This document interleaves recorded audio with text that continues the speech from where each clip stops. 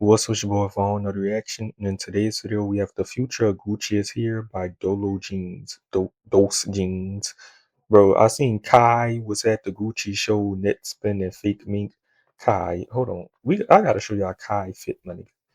Kai, how you want a nigga to take you serious in fashion and this the shit you wearing, gang? Like, and I'm already seeing niggas glazing it because them the creative director for Gucci now. Niggas glaze anything Demna do. Like he like the new Virgil. Even though Demna been around. You know, he used to be with Balenciaga and shit. Let's see. Kai up there. And he posted some shit on his stories too. I never really got to explain the journal clearly, so I'm going to start being transparent. This journal was gifted to me in October of last year when I started to learn how clothes are made. I decided to document everything I've been learning about writing and putting Polaroids in it. I've carried this with me ever since. I carried this with me ever since, and what I have started doing is scanning the pages and pin them online for anyone else learning about clothing. I'm grateful for who I met and what I'm continuously learning. I feel like I need to share it with you guys. And what the fuck? Why do pages look like that, gang? Did you dip them bitches in tea? Like why do pages look like that? This nigga think he a fucking wizard or something, carrying a spell book. The fuck? But yeah, fake clip. Nigga posted a clip of him boxing.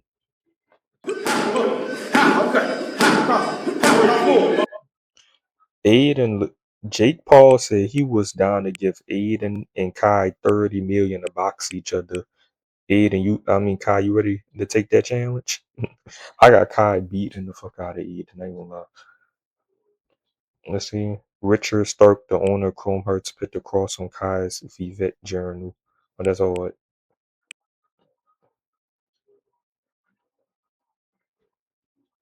Let's see. I'll try to find his Gucci fit, yeah. This what he wore at the fucking Gucci shirt. Yeah, your clothes don't even fit you, gang. You a short nigga, bro. You should have kept on wearing skinny, tight jeans. Like,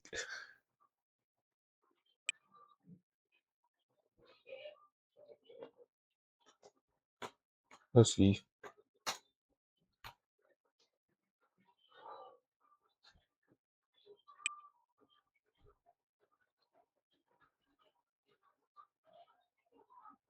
Uh,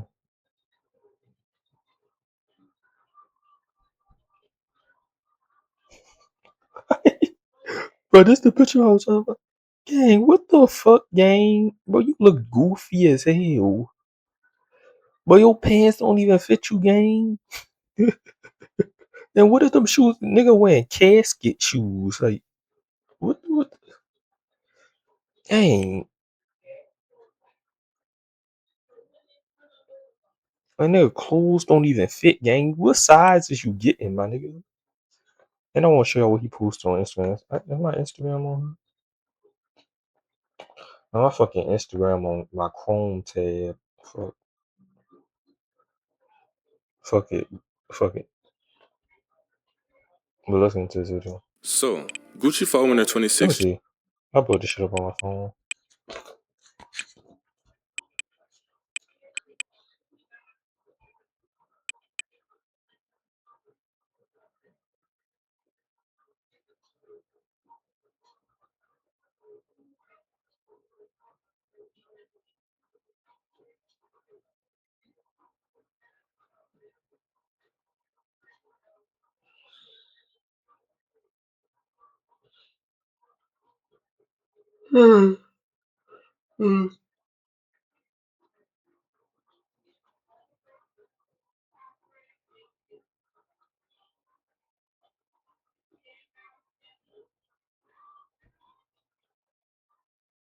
Some Casey hidden posts.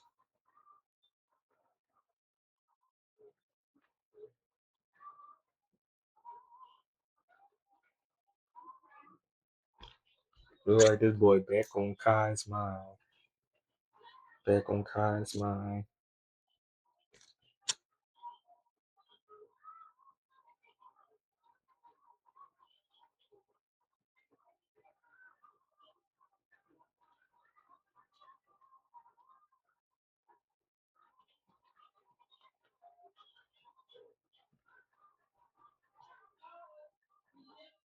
This really cool. This nigga really put in his Instagram bio, I create at, and put his website Vivet official. Like, yeah, you trying too hard, gang. Like, nigga trying too hard, bro. He just like a nigga that tried too hard to be funny. Like, gang. Just touched down a few days ago, and this was We would have liked you more if you kept wearing skinny ass Amiri jeans and shit, because that was you, bro. That was the New York you. the long anticipated runway debut of their new creative director Demna Vasalia, formerly of Balenciaga and Vetements. While last year's fashion discourse was focused on the onslaught of creative director debuts following the musical chair situation of houses trading creative directors like Pokemon cards, Demna quietly started unrolling his vision through digital presentations, a short film, and new store offerings as the collections were all see now, buy now, because Gucci most definitely need money badly right now. For all the talk about the 90s nostalgia that has supposedly gripped fashion for the past 2 years, a lot of people have been clamoring for the old Tom Ford Gucci to be revived, or at least reinterpreted, both on the runway and in street style, because he was an absolute titan of the late 90s, of course. But time and time again with And Gucci fell off. these small collections, Demna has shown that he's not really interested in a direct rehash. And in my opinion, he's continued that sentiment with his Gucci debut. In this video, we're gonna analyze his supplementary statement he released about the collection and what he wants for his Gucci, along with supplementary information and of course my take on all of this, including actually talking about the clothes. I'm not gonna hold you up any further, just like and subscribe for more fashion content and let's get into it. Alright, let me give you a quick review of the situation at hand. So for anybody who doesn't know who Demna Vasalia is, he was, as previously stated, the last creative director of Balenciaga before Pier Paolo Piccoli took over last year, and he's also the co-founder of the brand Vetements. He's almost directly responsible for the dominance of oversized baggy clothing of the first half of this decade, and his design language heavily included cultural commentary from his upbringing in Georgia in Eastern Europe to critique of multiple eras of American pop culture to critique of the fashion industry in general, highly characterized by irony, exaggeration, and a self-regard that is borderline nihilistic in my opinion. More practically speaking, the various viral Balenciaga shoes over the years, the slouchy silhouettes, this, like whatever you call this, it's all him. It's all from him. You have him to thank. Gucci, on the other hand, never really recovered since parting ways with Alessandro Michele in 2022. They were already bleeding money at that point and attempted to appease their customers with a new creative director, Sabata De Sarno, shortly afterwards, but it didn't work out at all and they bled even more money. I'm talking about like 10.5 billion euros in 2022 to 6 billion euros in revenue in 2025, which is tragic. And this led to the absolute shocker of a decision to bring in Demna, possibly the biggest moment of the whole musical chairs saga. So like previously stated, all of his campaigns up until this point have portrayed the many different members of the Gucci family, mixing classic archetypes with the modern. And finally, in this manifesto he posted on social media a day before the show, he spoke about his relationship with the brand so far and how he feels the need for Gucci to become a feeling and even an adjective, as it has been so pervasive in Italian culture and pop culture as a whole. Often having his work intellectualized in the past, he wants his Gucci to be lighter, a lot more emotional, even senseless at times, and to continue building the people, archetypes, consumers, and dress codes that will shape his design language moving forward. Alright, cool. Let's have a look. Now, I will say that reading the two interviews he did with Women's Wear Daily and the New York Times that both dropped a day before the collection further enriched my interpretation of the collection and made everything make even more sense. So on that note, I believe that this collection was heavily influenced by his new sense of pride when it comes to his own body, his time living in Milan since becoming the Gucci creative director, and his respect for the brand and what it stands for, seeking to position Gucci back at the core of pop culture where he feels it belongs. I need everybody to understand something. Gucci gang, Gucci gang, Gucci gang, Gucci gang, Gucci gang, Gucci gang, Gucci gang. Just like how every year it's a new car that rappers talk about. Every year it was a new fashion brand that every rapper wanted and every rapper was talking about. Now, the brand now the niggas be glazing chrome hearts. Yeah, chrome hearts probably. Supreme made a comeback, y'all. Supreme chrome hearts and shit, and now everybody want a Ferrari truck. The I'm waiting for that Ferrari truck. I ain't even seen it yet. I think that's what Lucky had said. women and the men that you're seeing on this runway are not only the characters and consumers of Gucci that Demna himself has idealized, but they're simultaneously the characters of the Italian day and nightlife Fucking V loan and shit. that he has been observing since he moved there. And if we take this idea of Gucci being a zenith of culture, especially in Italy, then these two characters overlapping makes perfect sense. We see everyone from the fitness junkie to the sleazy Gabriettes of the world to the chic Russians on holiday to the filthy, stinking, rich Italian woman who could fit perfectly into the mob wife aesthetic that was popular a little while back. I'm not really interested in reviewing the collection in chronological order, so let's go based off of the big three inspirations I personally hypothesized. Why did I say hypothesize like that? That's so funny. Demna's new body positivity. His New York Times interview gives a lot of heavy insight on this. After he found out that he had elevated blood sugar levels a few years ago, he changed his diet and stated that for the first time in his life, he feels good physically. He has a rigid routine that he follows throughout the day to keep his body and his mind right.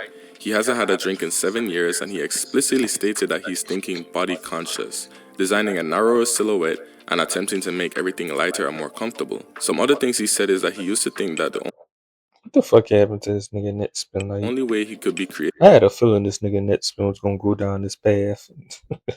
creative is if he was in a dark place. Nigga ass like a punk, you heard me? And he was somewhat intentionally torturing himself and trying hard to be intellectual for the majority of his career. But at Gucci and in this current moment, he's never been happier and he feels lighter. I personally think this directly translates into the looks from the very start, with a white sleeveless fitted high neck dress on top for the first female and male models respectively. The men in the beginning are especially ripped and are wearing stretchy fitted shirts emphasizing their muscles similar to the Tom Ford era. On the slimmer side, we see lots of silk leggings and straight skinny high-waisted pants. There's fitted dresses, tops and jackets showing midriff, and most notably a departure from the oversized baggy and concealing silhouettes of old. To be fair, the last few seasons he did at Balenciaga showed him moving in this direction, but it's fully realized here in this Gucci debut. He even told the New York Times that while everybody is waiting for the first Gucci hoodie in classic Demna fashion, it's not gonna happen. The closest we got to that were outerwear pieces in the middle of the collection, including lots of furs, the tops with fur bounding the midsection, floral silk chemisire Man, it was just all fucking girl clothes, gang. dresses, and some practical coats in wool, leather, and khaki. After the initial flurry of jocks, the menswear stayed on the slim side, featuring many fitted tops and jackets of many different textures. From the dull black t-shirt featured in Fate Mink's look, which is collectively getting trashed, to Netspin's shimmering pink top, to the shimmering somewhat floral mesh top on this model that featured on Gabriette directly after. #unisex. I like the slim leather jackets for looks 16 and 14, and the perforation on look 16 is pretty nice as well. The men also come out in Yeah, if that shit that tight, I'm not wearing that shit, gang. Like a fucking punk. Like, I'm not wearing that shit. That shit that tight, gang. Like, lots of I'm not nine vicious, man. Get that shit to 1500 demon, gang. You be wearing crop tops and shit like that. outerwear for the midsection, but it was clear that in this new chapter for Demna, he's giving sexy a try and he's peeling things back. Now, I'm not gonna lie, the Milan influence on pop culture push that I mentioned earlier, I'm just gonna jumble them into this one section. So, Demna, of course, moved to Milan with his husband, and not only has he been taking in the world Oh, he on that side. He go both. I was about to say go both ways, but he on that side. He out the closet. around him, I know that boy had a husband. but he's also been creating multiple different Gucci men and women in his mind. Of course, the Italian fashion world is vast, from the class of Armani to the brilliance and exuberance of Roberto Cavalli. Demna, I would wear your clothes, but you like boys. There's that Frank Ocean clip. Frank Ocean, I will listen to your music, but you like boys. To the smart sensuality of Romeo Gigli. There's lots of different places that you could take it when it comes to Italian fashion, but he just mainly focused on the somewhat sleazier aspects. One thing I found pretty interesting was, despite telling Women's Wear Daily that this collection was not a tribute to the heritage and it wasn't based on anything he learned so far, there were still a few references here and there.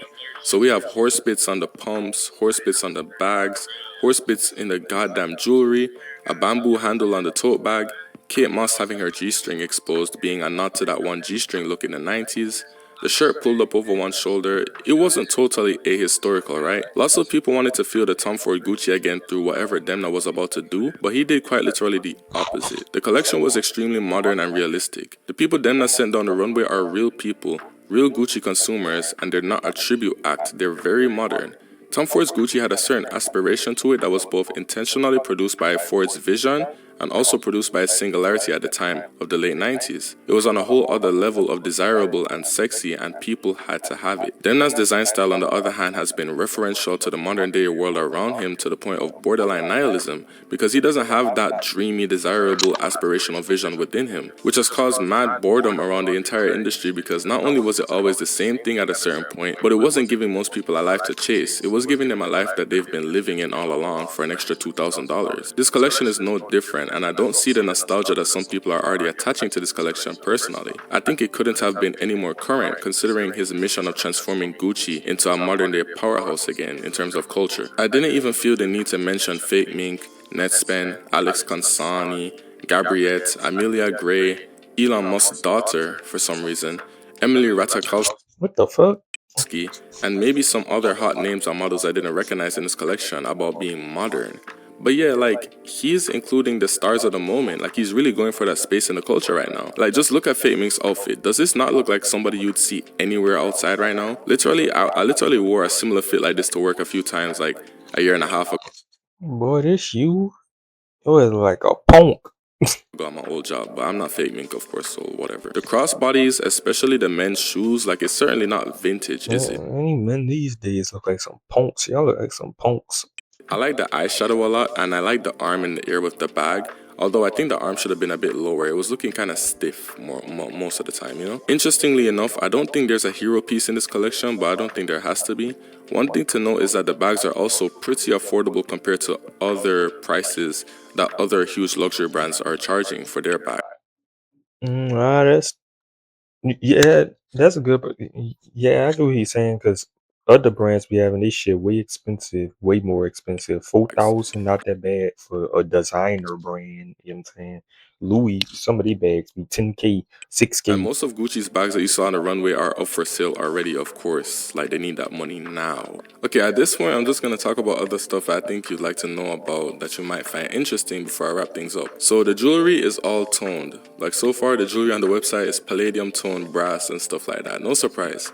The chemisier dress is branded as silk, but it's actually like 54% viscose and 46% silk, which is kind of funny. Demna just found out, like, damn near 10 years late, that people genuinely do use, or at least used to use, the word Gucci as an adjective, especially for the word good, like saying I'm Gucci. And I found it funny that Yeah, it blew his mind, and he's like, yo, yeah, we gotta do more of this. Like, it has to become an adjective. The kids know what's up. Like, bro, where have you been? The Fake Mink moment was also a big yawn. Like, you're not going viral, bro. This isn't banging. I'd like to say I really liked Netspen's look, but that's all I can say about Netspen. Them not acknowledge that every creative director at Gucci had their own distinct era, and he enjoyed the freedom that comes with the lack of Masonic roots. And he expresses that at Balenciaga, always having to tie it back to the 50s and the 60s at times got limiting. But at Gucci, not only does he have a blank slate, but he also has access to what he thinks are amazing factories to develop top products. He thinks that there's a certain desire in fashion right now that's missing, more so the desire that someone feels when they don't need a product but they still have to have it.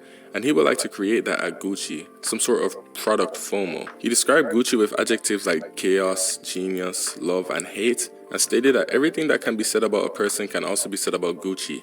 And he sees Gucci as a person. I suppose we can judge his looks season in and season out as the Gucci person who he constantly imagines and restylizes, and further on, so on and so forth. Like, every single man and woman we're going to be seeing is what he thinks Gucci could possibly be. And finally, let's talk about his trip to Florence in November that had him in absolute awe. I'm just going to read it off of his letter. I went to the archives in Florence, visited the Gucci factories, and witnessed the industrial power of this brand. I went to the Uffizi Museum to see Botticelli's Primavera, the painting that inspired Gucci Flora. On my way, I encountered Botticelli's other work, The Birth of Venus. I had known about it from books, but I never saw it in real life. Standing in front of it, I felt overwhelmed. The beauty in it was unconditional. It was absolute. It made me realize how deeply the Italian Renaissance shaped everything I understood about art, about proportion, about desire, and about beauty. When I left the museum, I stepped into the Piazza della Signoria, and the first thing I saw was the Palazzo Gucci. In that instant, I understood the place Gucci holds within Italian culture. It has become clear to me what my mission here really is. Above the product, Gucci is culture. It's a way of thinking and a way of being.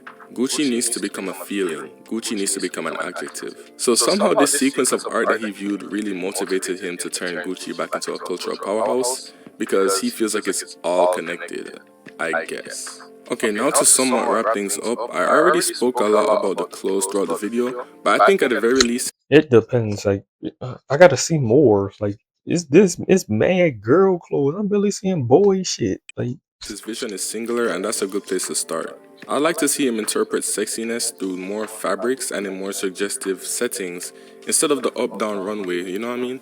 And maybe more interesting themes. But for a debut, I think he did what he needed to do. And with that being said, I don't think it's totally devoid of aspiration. I just think it's like, I don't want to call it like extremely low hanging fruit because that's gonna make it seem like disrespecting and like criticizing the people who actually like the clothes. But I think he's selling the very close aspiration to what everybody would like. Like it's not overly hard to reach, but it's very close. You know what I mean? Like it's just out of reach to the point where people are like, oh, I would love to look like this one day if I had like an extra few $100s every month, like I could just like this. You know what I mean? I think it's that type of aspiration where it's like you can have this. It's not that far off. It's more like a styling cue thing in certain situations. I'm trying my hardest to do this review like without being too influenced by Twitter and by people saying like, oh, this is what real people look like, because like duh, like that's what he said. But it seems like everybody is very much enjoying the fact that these clothes look like something they can like, you know, aspire to in terms of, oh, I would definitely step out looking like this. It seems like Demna is really winning right now by mirroring what people would no, not them tight ass vests. I'm gonna have to get a higher size, my nigga. love to look like and just like, you know, putting it on the runway. That's why everybody is like, oh, Yeah, this is smart. what real people dress like, so this is a win. And he's definitely courting popular opinion right now. That's all I have to say though. I'm just my observation, right? So for better or for worse, people do care about Gucci again. I think the reviews are ultimately going to be extremely mixed. And in general, I do agree with him in the idea that Gucci is a place where you can go and exact your will upon. And with that being said, I hope people do let go of the idea that he will bring back Tom Ford. That's not going to happen. I expect a lot more deadpan realism, a heavy amount of world building to bring the brand back into the culture, very specific celebrities being brought on board, and the evolution of Mr. and Mrs. Gucci under Demna Gvasalia. I'm sorry if this review seems extremely impartial, as if that's something to even apologize about, right? But I was ultimately a lot more interested in what caused him to make the collection than the collection and the clothes themselves. So I guess you can say that the clothes didn't really move me. It's an interesting moment in fashion to see though, and I'll be paying attention to discourse over the next coming days. But yeah, hopefully you found this video interesting or cool. I'm gonna try and be more current on this channel and talk about current fashion moments and not just, you know, talk about old Belgian designers all the time or something. So please like and subscribe, follow the socials below. Kai Cenat, we don't care about your journal, buddy. Just drop the clothes. Vivette gonna be better than Gucci. Facts.